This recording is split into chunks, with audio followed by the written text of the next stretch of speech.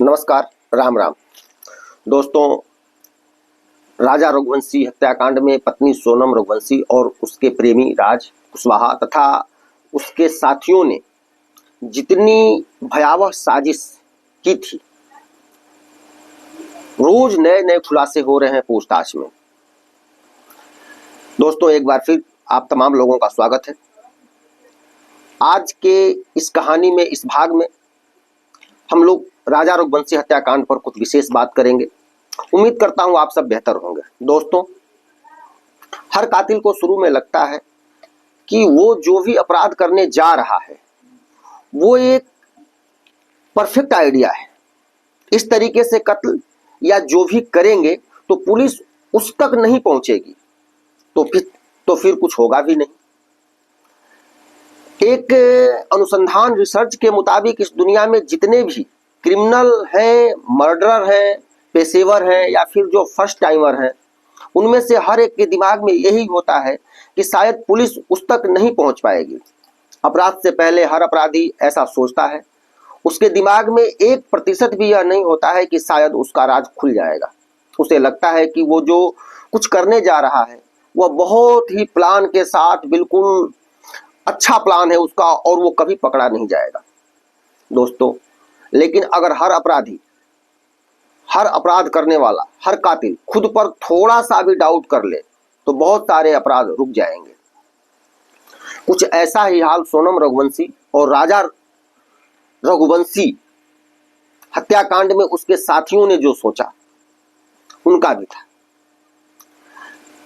जब इन्होंने यह कत्ल किया तब बहुत सोचा, हर पहलू से सोचा, और फिर यह भी सोचा कि इस मामले में कभी पुलिस हम तक पहुंच ही नहीं पाएगी। और इनके इस विश्वास की सिर्फ एक वजह थी। जिस साजिश के ऊपर सोनम रघुवंशी और राज कुशवाहा ने मिलकर काम किया, उनकी योजना में कत्ल कैसे करना है यह सेकेंडरी मैटर था।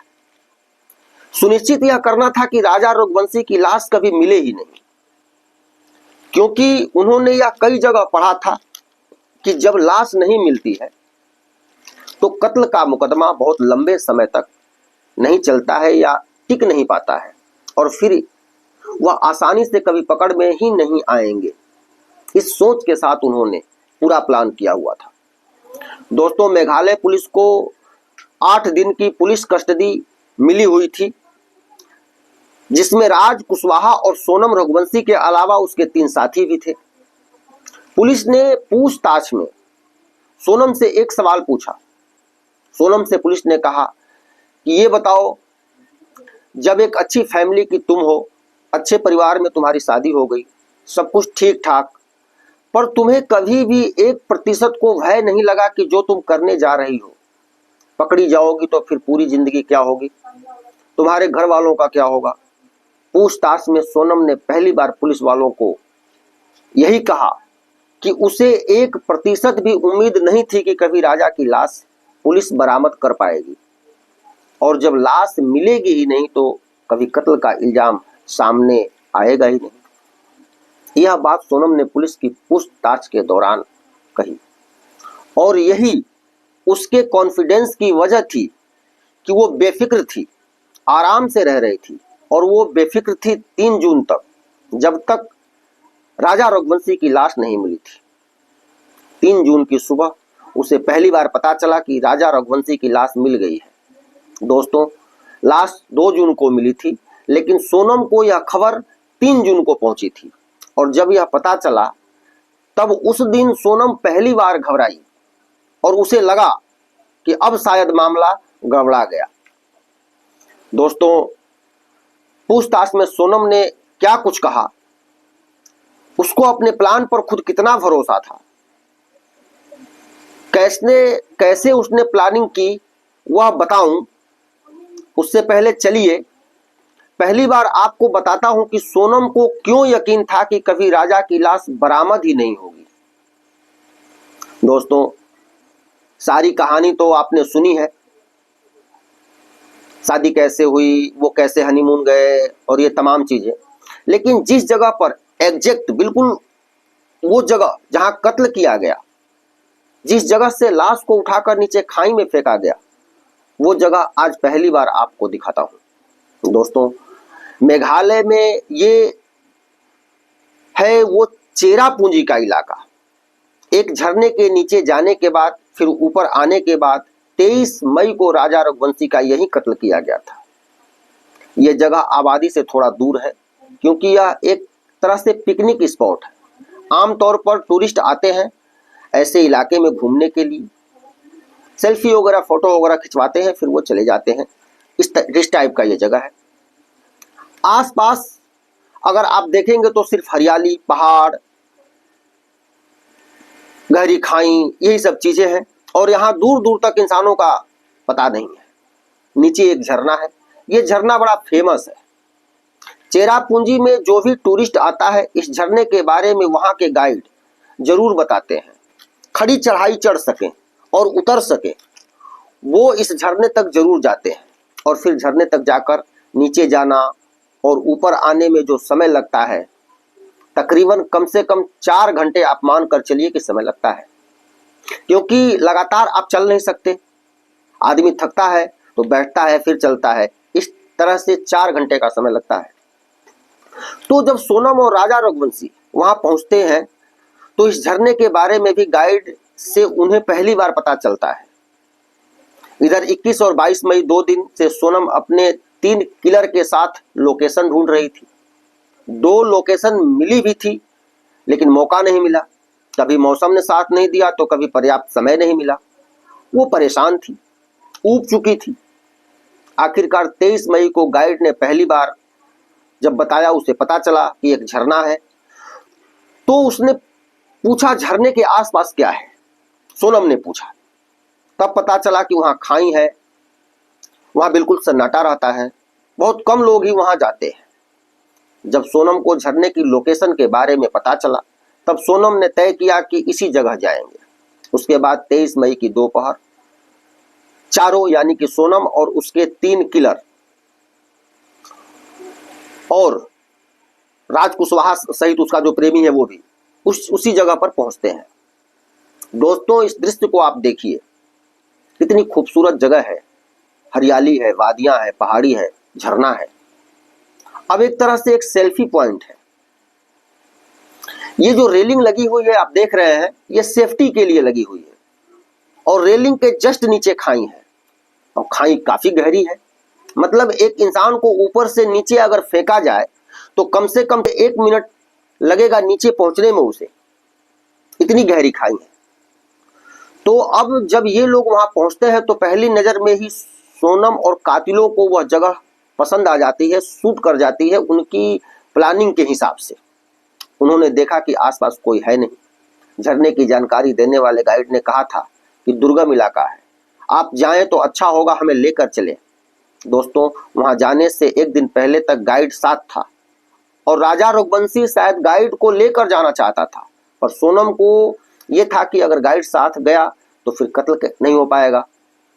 तो इसलिए सोनम ने मना किया था कि गाइड लेके नहीं चलना है। उसने कहा कि हम लोग चले जाएंगे, रास्ता पता है, क्योंकि फेमस टूरिस्ट स्पॉट है, जगह जगह साइन बोर्ड भी लगे हुए हैं, फिर गाइड के ऊपर पैसे खर्च करने की क्या जरूरत है। तो फिर बिना गाइड के ही सोनम और राजा एक स्कूटी किराए पर लेते हैं और वहां पहुंच गए। वहां पहुंचने के बाद ये लोग नीचे जाते हैं और नीचे जाने के बाद फिर ऊपर आते हैं। दोस्तों, सोनम की अपने सास से फोन पर बातचीत जो हुई थी वो यहीं पर हुई थी। यहीं यानी कि दोनों जब झरने के नीचे से ऊपर आते हैं तो उसी वक्त सास से फोन पर बात होती है। इसी रेलिंग के पास से दोनों थके हुए थे, चढ़ाई की वजह से सांसें फूल रही थी। इत्तेफाक से ऊपर आने के बाद अब राजा रघुवंशी को वॉशरूम जाना था। अब वहां आसपास तो कोई वॉशरूम था नहीं, तो उसको खुले में ही जाना था। दोस्तों, उस वक्त दूर दूर तक कोई नहीं था, मौका बिल्कुल सही था। तीनों धीरे से जिस तरफ राजा गया उधर ही पहुंचते हैं और ठीक उसी वक्त पीछे से पहला हमला आकाश करता है राजा रघुवंशी के सर पर। सर पर पहले वार के बाद राजा रघुवंशी पलटता है हड़बड़ाकर, तब तक दूसरा वार भी सर पर हो जाता है और वो गिर पड़ता है। इतनी देर में सोनम को एहसास हो गया था कि काम हो गया। वो दूर खड़ी थी, पास आ जाती है। पूछताछ में सोनम से पूछा गया कि क्या जब राजा रघुवंशी का कत्ल हो रहा था तो राजा ने अपने आंखों से देखा था कि उसकी बीवी भी उन कातिलों के साथ है? सोनम ने इस बात से इनकार किया, बोली कि नहीं, मैं तो दूर खड़ी थी। लेकिन दोस्तों, जो तीनों कातिल थे उनसे पूछताछ हुई तो उन्होंने बताया कि हाँ, राजा ने देखा कि उसकी बीवी भी हम कातिलों के साथ है, क्योंकि जब हमने दूसरा वार किया तो वो नीचे गिर गया, लेकिन तब भी उसकी आंखें खुली हुई थी और तब तक सोनम पास आ चुकी थी। राज कुशवाहा ने राजा रघुवंशी ने मरने से पहले सोनम को अपनी आंखों से देखा था और शायद जब वो मरा तब तक उसको यकीन हो चुका था, इस बात का, इस सच्चाई का पता चल चुका था कि उसकी मौत की कहानी किसी और ने नहीं, उसकी बीवी ने लिखी है, जिसके साथ वह हनीमून मनाने के लिए इतनी दूर आया है। इसके बाद सोनम के आंखों के सामने राजा ने दम तोड़ दिया। दोस्तों, अब कत्ल के बाद राजा की लाश को खाई में फेंकना था। आपको लगेगा कि 3-3 लोग साथ में हैं, अट्ठे कट्ठे, उठाकर अकेले भी फेंक सकते थे।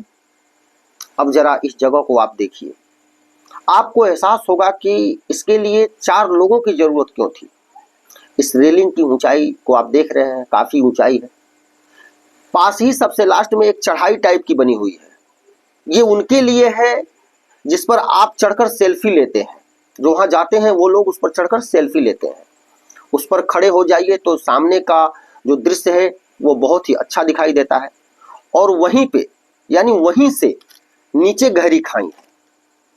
तो अब मुश्किल यह थी कि राजा रघुवंशी की मौत हो चुकी थी, वो जमीन पर पड़ा था, अब उसे उठाकर खाई में फेंकना था।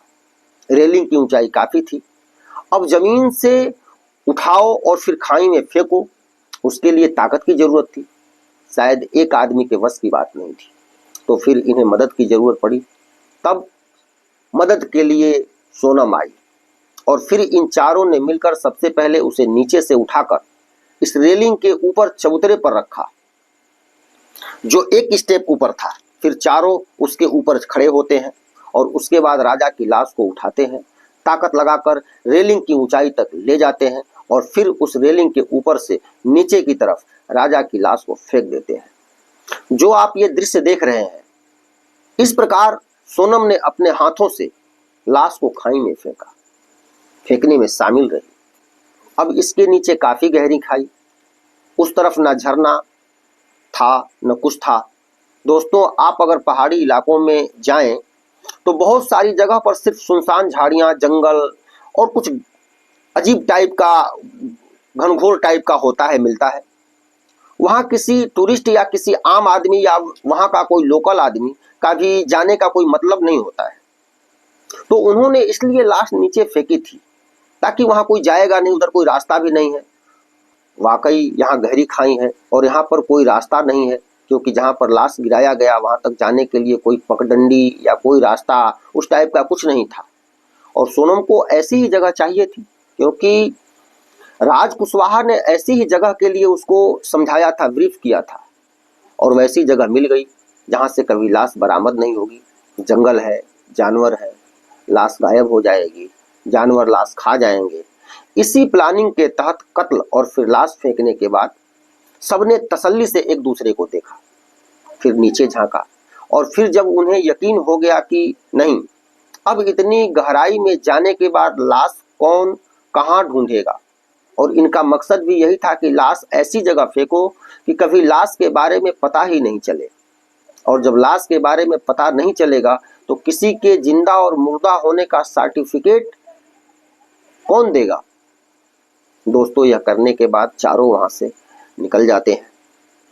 सोनम अब बेफिक्र थी, क्योंकि उसे मालूम था कि कत्ल जिस तरीके से करना था, मकसद एक ही था कि लाश बरामद ना हो। और उस जगह को देखने के बाद उसे तसल्ली थी कि अब लाश तो बरामद होना नामुमकिन है, और जब लाश नहीं मिलेगी तो फिर वही कहानी चलेगी। राजा गायब हो गया, क्रिमिनल ने पकड़ लिया, मार दिया, कहीं ले गए, किडनैप हो गया, और कुछ दिनों तक अनुमानतः यही कहानी चलेगी। फिर कुछ दिनों बाद यह सामान्य हो जाएगा। आगे मैं और प्रेमी राज कुशवाहा मौज करेंगे। कत्ल की जगह से यही सोचकर तीनों कातिलों ने साथ में सोनम वहां से निकल लेते हैं। वहां से निकलकर सोनम उसी शाम सिलीगुड़ी पहुंचती है। फिर वो सिलीगुड़ी से बस पकड़ती है और बस पकड़कर पटना पहुंचती है। पटना से फिर सोनम बस पकड़ती है और पटना से बस पकड़कर वह आरा पहुंचती है। सोनम आरा पहुंचकर वहां से ट्रेन पकड़ती है और ट्रेन पकड़कर वो लखनऊ पहुंच जाती है। फिर लखनऊ पहुंचकर वो बस पकड़ती है और बस पकड़कर लखनऊ से वो इंदौर पहुंच जाती है। और इंदौर पहुंचने के बाद इंदौर के देवास गेट के एक फ्लैट में एक कमरा पहले से ही बुक था। सोनम बुर्का पहनकर उस कमरे में रहने लगती है और उसी कमरे में अगले 8 जून तक वो छुपी हुई थी। वो बेफिक्र थी क्योंकि लाश तो उस जगह से मिलनी नहीं थी, ऐसा उसने सोच रखा था। और उसके बाद का प्लान का हिस्सा था कि 8 जून को सोनम इंदौर से निकलेगी। तब तक काफी वक्त हो जाएगा और अपने आप को शिलांग के आसपास कहीं लावारिस हालत में, एक बेहाल हालत में, बदहवास हालत में अपनी बरामदगी दिखाएगी, बरामदगी कराएगी। फिर जब उससे पूछा जाएगा तो वो कहेगी कि हाँ, हम दोनों साथ गए थे, अचानक कुछ लोगों ने हमला किया, हमें कुछ सुंघाया, हमें याद नहीं। और उसके बाद वो कहाँ, मैं कहाँ, मुझे कुछ भी याद नहीं है, मुझे कुछ भी पता नहीं है। ये कहानी का दूसरा पार्ट था। पुलिस तो ढूंढ ही रही थी और आगे भी पुलिस ढूंढती ही रहती। ये कहानी बना दी जाती दूसरे पार्ट के अनुसार। लाश तो मिलनी नहीं थी, ये सब उन सबके दिमाग में चल रहा था। वो पूरी तरह से बेफिक्र थी। कुछ ऐसी ही कहानी गढ़ी जानी थी क्योंकि कोई अफेयर किसी और चीज का किसी को कोई शक नहीं था, क्योंकि शादी बड़े अच्छे माहौल में हुई थी, कुछ दिन पहले ही हुई थी। ये सारी चीजें बीच में कहीं कुछ शक का कोई गुंजाइश ही नहीं था। और इस तरह किसी को कोई शक ना हो, इसके लिए सोनम ने शादी से पहले ही कुछ काम कर रखा था। यही वजह था दोस्तों कि किसी को शक ना हो। जब रिश्ता तय हुआ तो उससे कुछ महीने पहले, यानी शादी होने से कुछ महीने पहले, राज कुशवाहा ने और सोनम ने मिलकर, राज कुशवाहा जो सोनम के घर के पास में रहता था, बगल में रहता था, वहां से उसे हटा दिया उसने और दूर जाकर किराए का मकान लेकर वो रहने लगा ताकि किसी को भी भनक ना लगे। यानी लाश मिलने से पहले तक सारी चीजें ठीक ठाक चल रही थी। लेकिन 2 जून को जब लाश मिली और 3 को पता चला, तब पूछताछ में सोनम ने बताया कि पहली बार मैं डरी, पहली बार मुझे लगा कि शायद मामले का खुलासा हो जाएगा और शायद मैं पकड़ी जाऊंगी, क्योंकि अब पुलिस लाश के जरिए कातिल तक पहुंचेगी। इस प्रकार लाश मिलने के बाद राज कुशवाहा और सोनम काफी घबराए, दोनों का दिल टूट गया और उनकी सारी प्लानिंग धरी की धरी रह गई। सोनम ने स्वीकार किया कि अगर यह लाश ना मिलती तो शायद मैं कभी पुलिस के पकड़ में न आती। दोस्तों, 8 जून को जब वह बनारस गोरखपुर हाईवे पर गाजीपुर के थाना नंदगंज के अंकुशपुर इलाके में चाय की दुकान पर रात 2 बजे जब वो पहुंची थी, वहीं से उसने सिलेंडर किया था। उससे पहले उसको यह पता चल गया था कि उसका आशिक राज कुशवाहा और उसके सभी साथी पकड़े जा चुके हैं और सब कुछ खुलासा हो चुका है। लेकिन फिर भी आखिरी वक्त तक उसने यह तय किया था कि वो पुलिस को गुमराह करने का प्रयास करेगी, शायद बच जाए, और यही उसने किया भी। दोस्तों, उस रात उसने 8 जून की रात उसने दिखाने का प्रयास किया कि उसको ड्रग्स दिया गया। उसे कुछ पता नहीं, कब कहाँ कैसे रखा गया कुछ पता नहीं, लेकिन अफसोस उसकी कहानी गढ़ने की नौबत ही नहीं आई, क्योंकि बाकी जो उसके साथी थे वो पकड़े जा चुके थे, अपना मुंह उन्होंने खोल दिया था, सारा भेद खुल चुका था। दोस्तों, ध्यान देने की बात है, जो मैंने शुरू में भी कहा था कि अगर कातिल को यह एहसास हो जाए कि नहीं वो जो कर रहा है परफेक्ट जुर्म नहीं है, तो शायद ना करे। सोनम ने पूरी पूछताछ में बताया कि कत्ल कब करना है, कैसे करना है, यह सेकेंडरी चीजें थी हमारे प्लान में। हमारी प्राथमिकता यह थी कि लाश बरामद ना हो। और उसने कई ऐसे केसों के अध्ययन किए, उसने पढ़ा जब लाश नहीं मिलेगी तो अदालत में क्या होगा, कत्ल का मुकदमा कैसे चलेगा। इस प्रकार कत्ल के कई कई केसों को सोनम ने पढ़ा, देखा, समझा कि कब क्या होता है, किस स्थिति में क्या होता है अदालत में।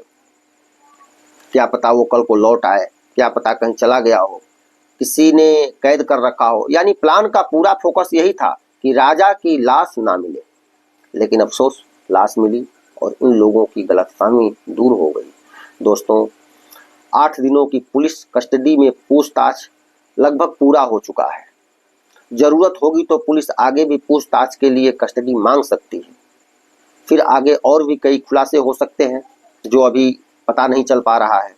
दोस्तों, अभी तक की पूछताछ में जो सामने आया उसे आपने सुना, जाना।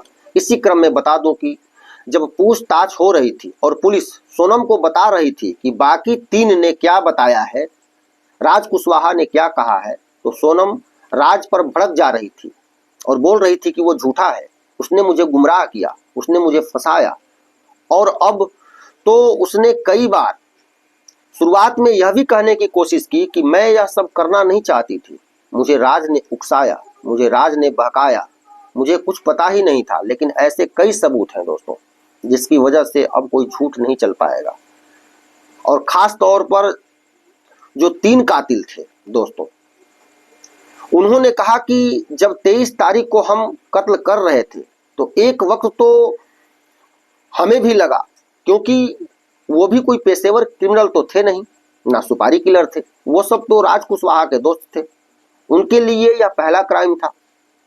तो जब एक्चुअल वक्त आया मारने का तो वो तीनों घबरा गए। ये उन्होंने बताया, वो जो साथी थे 3, उन्होंने बताया कि हम डर गए, क्योंकि इससे पहले यही था कि चाकू नहीं मारना है, किसी और तरीके से नहीं मारना है, जैसे धक्का देना है इस टाइप का ही मारना है। धक्का देने में और चाकू मारने में जमीन आसमान का फर्क होता है। यानी उनको कहा गया था कि आपको चाकू नहीं मारना है और कोई दूसरा तरीका, मतलब बर्बर तरीका नहीं अपनाना है, धक्का देना है। और शायद धक्का भी खुद सोनम देगी, ऐसा कहा गया था राज के द्वारा अपने दोस्तों से। लेकिन जब 2 मौके फ्लॉप हो चुके थे, पहले 21 और 22 मई को, क्योंकि इससे पहले गुवाहाटी में भी मारने की कोशिश की गई थी, लेकिन वहां ये सब नाकाम रहे। बाद में अब ये हुआ कि बस लास्ट है, और यहाँ पर भी पहले इन्हें यही था कि उस खाई में राज को धक्का देना है। लेकिन जिस पॉइंट पर वो पहुंचे, उस पॉइंट पर जब उन्होंने रेलिंग देखा, वहां की स्थिति देखा, रेलिंग काफी ऊंची ऊंची थी, तो उन्हें लगा कि यहाँ से ऊपर उठा करके और धक्का देना तो संभव नहीं है। अगर सेल्फी लेने जाते हैं तो धक्का कैसे देंगे, वह भी संभव नहीं नजर आ रहा था। अगर आप ये दृश्य देखेंगे तो आप देख सकते हैं कि रेलिंग कितनी ऊंची है, यहाँ धक्का दिया नहीं जा सकता, वहां किसी को उठाकर ही फेंका जा सकता है। तो इस रेलिंग को देखकर जो सोनम है उसको बड़ा धक्का लगा, वो अफसोस करने लगी, वहां से कैसे धक्का दे सकते हैं, वरना लास्ट तक यही था कि धक्का देकर मारना है। लेकिन वहां धक्का देने का कोई चांस था ही नहीं, रेलिंग ऊंची थी। तो अब उन तीनों की बारी आई, अब तुम काम करो, यानी प्लान बी, इसको किसी तरह मार देना है। दरअसल तीनों जो साथी थे वो नौसिखिए थे और तीनों का यह पहला क्राइम था। इससे पहले उन्होंने कोई क्राइम नहीं किया था और कम से कम मर्डर तो नहीं ही किया था, लिहाजा वो पीछे हट रहे थे। नहीं, थोड़ा और देखते हैं, कुछ और देखते हैं, कोई और तरीका देखते हैं, अपनाते हैं, कहीं से कुछ और तरीका मिल जाए। तब सोनम, जब वो ऐसा कह रहे थे तो सोनम चीख रही थी। सोनम ने कहा कि हिट हिम, क्योंकि कपड़ों में छुपाकर उन्होंने हथियार भी रखा हुआ था। दरअसल वहां एक दाव बोला जाता है जो चाकू टाइप का होता है, थोड़ा सा बड़ा, लेकिन उस दाव से मारने की हिम्मत नहीं हो रही थी। वो जो साथी थे, सोनम उन पर चिल्लाती है, गुस्सा करती है, हिट हिम। वो कहती है मैं तुम्हें और पैसे दूंगी। तब उन्हें लगा कि अब क्या करें। फिर अचानक उनमें से एक जो आकाश था उसने पीछे से राजा रघुवंशी के सर पे मारा। फिर जब उस एक हमले से वो घबरा कर पलटा, तब तक दूसरा वार उसके सर के आगे वाले हिस्से पर लगा और वो वहीं गिर गया। यह सब कुछ सोनम के सामने हुआ और शायद अगर सोनम फोर्स न करती, उनको प्रेस न करती, उनको गुस्सा न करती उन पर, तो बेशक वो लोग धक्का देने के अलावा और कुछ करने में हिचकिचा रहे थे। लेकिन सोनम ने फोर्स किया, दबाव बनाया, क्योंकि वो किसी भी कीमत पर राजा रघुवंशी को जिंदा नहीं देखना चाहती थी। फिर वहां रेलिंग की वजह से धक्का भी नहीं दिया जा सका। 23 मई लास्ट मौका था, क्योंकि 24 मई को इंदौर लौटने की बात राजा रघुवंशी कह रहा था। वो कह रहा था कि अब मुझे इंदौर जाना है, मम्मी ने भी बोल रखा है, अब आ जाओ। इस प्रकार सोनम के लिए यही एक अंतिम चांस था। 23 मई यही एक मौका था जो सोनम अपना काम, जो योजना था, जो उसको मारना चाहती थी, वो बस उसी दिन अंतिम समय था उसे मारने का। दोस्तों, राजा रघुवंशी हत्याकांड की जांच में पुलिस को संजय वर्मा नाम के एक व्यक्ति का भी पता चला है। दरअसल सोनम की कॉल डिटेल खंगालने पर संजय वर्मा के नाम से जारी एक number, phone number, SIM number मिला है, जिस पर सोनम ने पिछले एक महीने में लगभग 200 से 250 बार बात किया है। और सबसे हैरान करने वाली बात यह है कि 8 जून को, यानी कि जिस रात सोनम ने गाजीपुर हाईवे पर सो कॉल्ड सिलेंडर किया, उससे 2 घंटे पहले लगभग 11:30 बजे रात के आसपास से यह नंबर ऑफ हो गया है, और जो आज तक ऑफ है। अब पुलिस यह जांच करने में जुटी है कि यह संजय वर्मा कौन है, या इस नाम से फर्जी सिम का कोई और उपयोग कर रहा था और वो सोनम से बात कर रहा था। दोस्तों, हर क्रिमिनल को यह गुमान होता है कि उसने परफेक्ट, बिल्कुल फुल प्रूफ प्लान तैयार किया हुआ है, लेकिन इतनी गलतियां, और आज के दौर में तो, इस टेक्नोलॉजी के दौर में, कोई अगर यह सोचे तो वह बेवकूफ़ है। दोस्तों, इसलिए बार बार मैं यही कहूँगा कि नहीं रखना है रिश्ता, नहीं निभाना है, आप तलाक ले लो, अलग हो जाओ, शादी नहीं करनी है।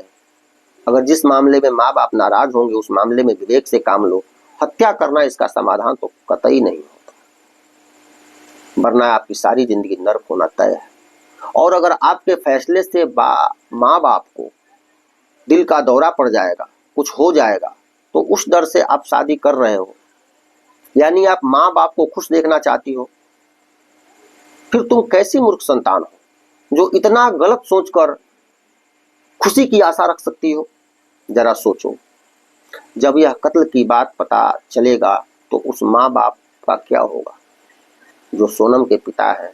जब सोनम गायब थी, यानी गायब क्या थी, छुपी हुई थी, तो सब तो यही जान रहे थे कि सोनम गायब है।